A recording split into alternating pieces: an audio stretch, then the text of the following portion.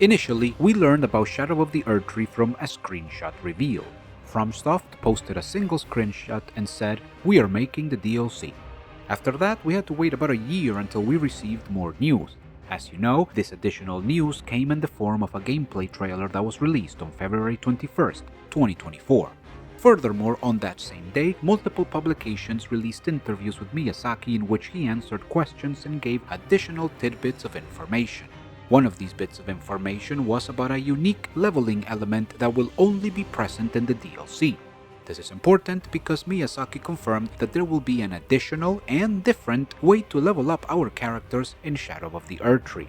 This of course means that our characters will be able to reach new levels of power, as we will be able to combine the traditional rune levels that we have access to with this additional system.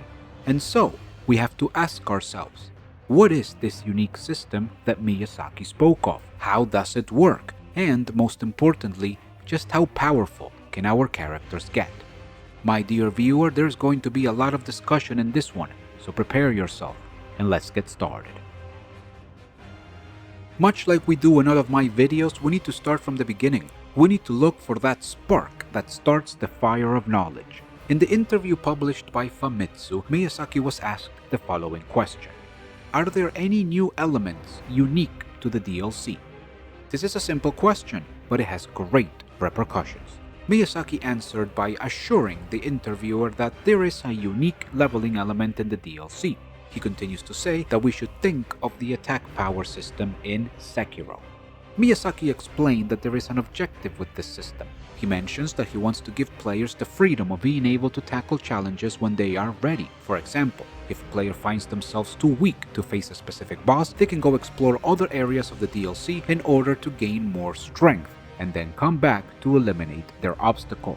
In the same way, Miyazaki wanted to give players the option of not using this additional leveling system and to be able to challenge themselves by fighting bosses without these upgrades, meaning at a lower level. There is a lot to unpack here. First, we need to understand how Sekiro's attack power system works in order to have an idea about how it could work in Shadow of the Erdtree. And then we have to analyze FromSoft's intentions with this new system. My dear viewer, I can tell you right now that they are trying to fix one of the most important issues that has been present in every single DLC of every single Souls game. Alright, if Miyazaki says that we should think about the attack power system in Sekiro, then we are going to do one better. We are going to fully analyze this system and understand exactly how it works. Attack power is the measurement of Sekiro's capability to deal damage to his enemies. The more attack power that the wolf has, the more harm that he will inflict to mobs and bosses alike. It is represented by a number starting at 1, and it can be increased to the maximum of 99. The higher Sekiro's attack power is, the more damage he will deal. This value is represented in Sekiro's stats page and can be consulted at any time. This is one of the progression systems present in the game, and the player will be able to increase their attack power by meeting certain conditions. There are two ways to increase your attack power in Sekiro. You can consume memories obtained by defeating specific story bosses, or you can use a special item called the Dancing Dragon Mask to exchange skill points for additional attack power. When it comes to memories, they are special items that we get after we defeat a key story boss. These memories are very similar to the remembrances that we can collect in Elden Ring. We get these memories immediately after defeating the corresponding boss, and once we have them, we can go to any sculptor's idol to enhance our attack power. Each memory will increase our attack power by 1. There are a total of 14 memories in a single playthrough. That being said, a few memories can only be obtained during specific endings. As a result, the highest amount of memories that we can obtain in a single new game cycle is 13. This means that our total attack power would be at 14. As for the Dancing Dragon Mask, this is a special item in the game that can only be used after we locate all of its pieces. There are a total of 3 pieces scattered throughout the game, and once we obtain them all, we will be able to unlock the mask's abilities. In this case, the mask allows us to trade a total of 5 skill points for 1 attack power. This process can be repeated over and over as long as we have skill points available. Obviously, when we increase our attack power, Sekiro will do more damage. This is a direct correlation. The higher our attack power, the more damage we deal. That being said, it is not a simple mechanic. Attack power is only a single piece of the machinery that operates the wolf's total offensive capabilities. In order to have a complete understanding of the full effect of attack power over Sekiro's damage, we need to understand how the game calculates its damage. Let me walk you through it. The first concept we need to understand is base attack rating. This is the base power level of Sekiro. This value is 40. Sekiro will always have a base attack rating of 40, and it cannot be changed. We cannot increase Sekiro's base attack rating, and we cannot decrease it. As the name states, this is the base value that the game uses for all damage calculations. Next, we need to move over to the concept of damage multiplier, and my dear viewer, this is the important one. This is a value that increases the damage that Sekiro will deal based on his attack power. Indeed, this is where that attack power system comes into place.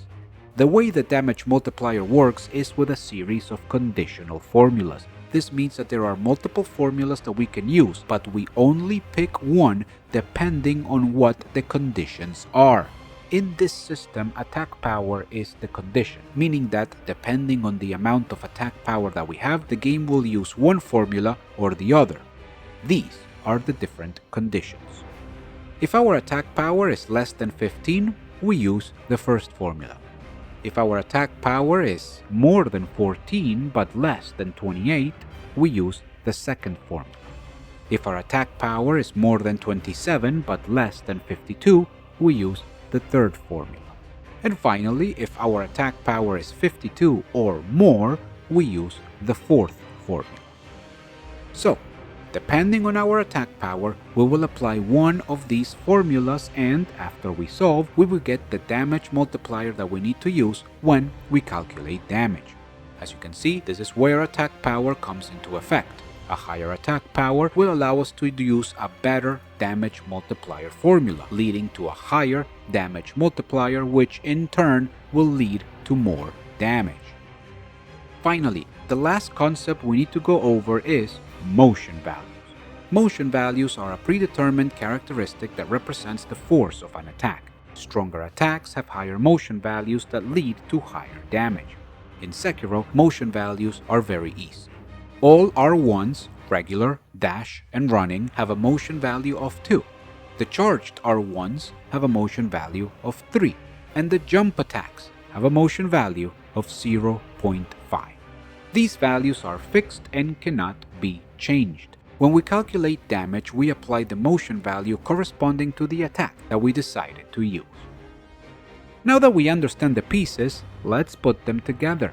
In order to calculate the damage that Sekiro will deal to its enemies, we need to use the following formula. Damage is equal to the base attack rating multiplied by the damage multiplier multiplied by the motion value. We know that the base attack rating is always 40, and we know that the motion value will depend on the attack that we use. So, in order to get the solution, we need to calculate the damage multiplier, taking into consideration our attack power. Here's an example. Let's say that we are attacking with a single R1 and our attack power is 1. How much damage will Sekiro deal? Well, we know the base AR is 40 and we know the motion value for an R1 is 2, so we need to calculate the damage multiplier. Since our attack power is 1 and that's under 15, we need to apply the first formula for damage multiplier. This is 1 plus 0.25 multiplied by the subtraction of attack power minus 1. When we solve this, we get the result of 1. Next, we put this value into the damage formula and we get damage is equal to 40 times 1 times 2, meaning 80. The conclusion is that at attack power 1, an R1 from Sekiro will deal 80 damage. Easy, right? Let's run another example. Let's say that we attack with a charged R1 and our attack power is 50. Well, again, we know that our base value attack rating is 40, and we know that our motion value for a charged R1 is 3. Again, we need to calculate the damage modifier and introduce it into the formula. With an attack power of 50, which is over 27 and under 52, we need to use the third formula. This is 5.55 plus 0.05 multiplied by the subtraction of attack power minus 27. When we solve this, we get the result of 6.7. Next, we input this damage modifier into the formula and we get damage is equal to 40 times 6.7 times 3, or 804. The conclusion is that at attack power 50, a charged R1 from Sekiro will deal 804 damage. As you can see, attack power is very important because it governs the damage multiplier formula, and this is the biggest modifier that we can apply to all of Sekiro's attacks. At this time, you, my dear viewer, have full knowledge on how Sekiro's attack power system works. Since this is the case, we can move on to the matter at hand. How can this system be applied to Elden Ring, specifically the Shadow of the Erdtree expansion, in order to generate a secondary leveling mechanic? We have to remember that Elden Ring already has its own systems. We have rune levels that determine the power of our character, and we have a very specific system to calculate the damage that our Tarnished does. I have covered both of these topics in other videos. Do not hesitate to check them out if you need further details. That being said, since this is the case, we can't just grab Sekiro's attack power system and slap it on top of Elden Ring's rune level system. That would generate a series of problems that stem from compatibility issues. We can't have two separate damage formulas working together. In the same way, we can't have two competing progression systems working within the same character. The objective here is to maintain Elden Ring's existing structure, but add the essence of attack power to it in order to generate the ability to continue powering up throughout the DLC. How can we do this? The solution has to be something that can only apply to our character while they are within the territory of the DLC. The system should exist while we are in the Land of Shadow, but disappear as soon as we step back into the lands between. It needs to be a simple application on top of the already complicated calculations that Elden Ring uses. In my opinion, after reviewing Sekiro's attack power system and understanding how Elden Ring calculates its damage, I believe that the secret lies in the damage multiplier formulas that Sekiro uses. We should apply the same damage multiplier formulas based on a new attack power stat that we get only in the Land of Shadow. Then, we can use this additional damage multiplier on top of the result obtained from Elden Ring's damage calculation. All we do is add an extra modifier that applies at the end of a calculation if we are in the Land of Shadow. If, on the other hand, we are in the lands between, we no longer apply this additional damage multiplier. It is basically one extra step at the end of the calculation. I know that it might be difficult to understand, but it is actually simple if you're able to picture it in your head. Here's a quick spoken example. Imagine that you have a Tarnished that deals 500 damage with an R1 against an enemy in the lands between. Easy to picture, right? You press R1 and you deal 500 damage. Now, imagine that you go into the DLC, into the Land of Shadow, and you hit the same R1 attack.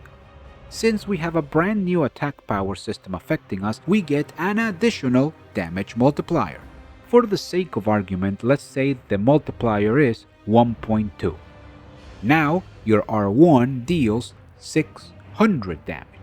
The same attack that deals 500 damage in the lands between will deal the increased 600 damage in the Land of Shadow, thanks to this multiplier. But remember, as soon as we are back in the lands between, this additional multiplier disappears. By using the damage multiplier formulas that we find in Sekiro, we can create a system that can be easily turned on and off.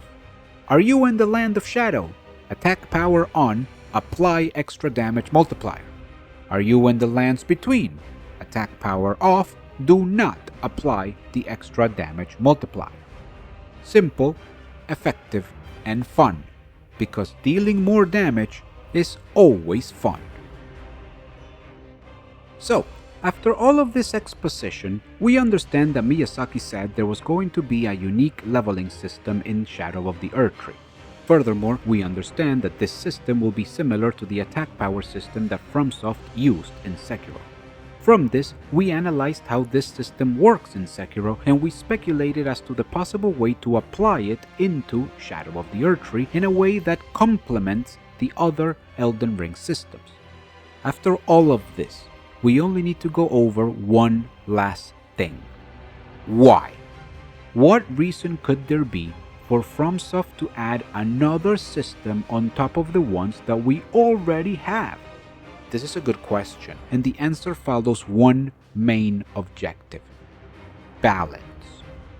In the DLCs for the past Souls games, there was always one underlying issue that was difficult to resolve. That issue was the player's feeling for progression and balance.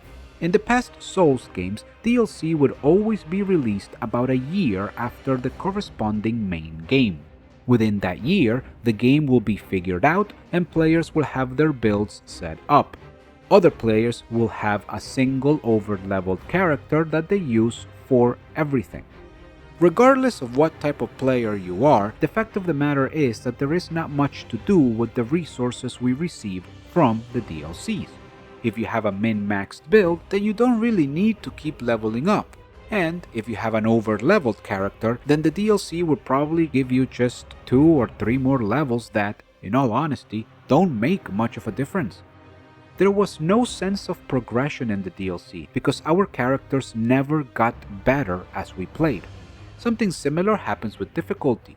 It does not really change throughout DLCs. It is either too easy or too difficult. Very seldom can you find a good spot for challenge in the DLCs. The reason why this happens is because it is very hard to balance new challenges when one part of the players have been optimizing their builds for multiple years and the other part decided to beat the game once and then move on. Don't get me wrong, each and every DLC is fantastic, fun, and filled with new toys to play with, but these new toys are better experienced through new builds. DLCs do a lot to extend the life of the game by providing us multiple different things to try and experiment with as we make new characters. That being said, playing through the DLC for the first time, there is very little change in our characters. The player does not feel that their character is growing as they push through the DLC. Again, there is no progression. Introducing a system like attack power provides a solution with two big effects. First, it allows the player to feel a sense of character progression as we go from attack power 1 to attack power 2, then to 3 and 4 and 5. There is something to strive for in each boss battle. Leveling up feels good, and attack power lets us experience this feeling even if we have a perfectly optimized build or if we are playing with an over-leveled character. On the other hand, it also allows FromSoft to create their vision of difficulty. They can make the challenges and bosses as difficult as they want them to be, and this is also important to generate a sense of balance. They can make the initial bosses easier and truly ramp up the difficulty at the later stages of the expansion. As Miyazaki mentioned, players who find that a particular boss or area in the game is too difficult can go explore elsewhere and increase their attack power. When they are ready, they can return and try to defeat the boss again with their newfound strength. Not only this, but it provides the players with the option of adding an extra difficulty to their experience if they wish to do so, as they are free to go through the whole expansion without increasing their attack power at all.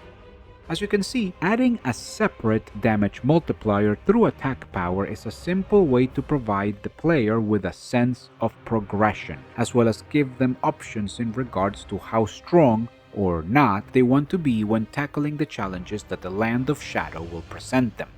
This is very good, and it fixes an issue that we have had with Souls DLCs since day one.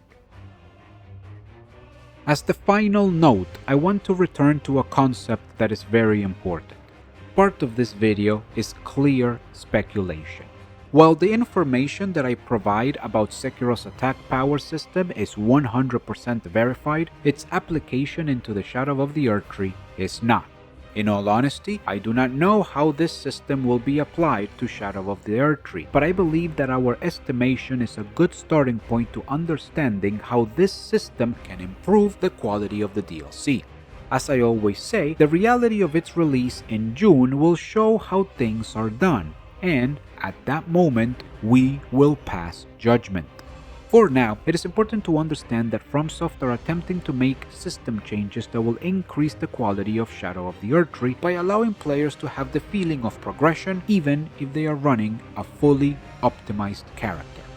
After the expansion is released, after I play through it, and after I understand how this new leveling system functions, I will sit down to record its inner characteristics. And of course, my dear viewer, when the time comes, I will show you how it works. Thank you very much for your time, and I hope that I get to see you on the next one.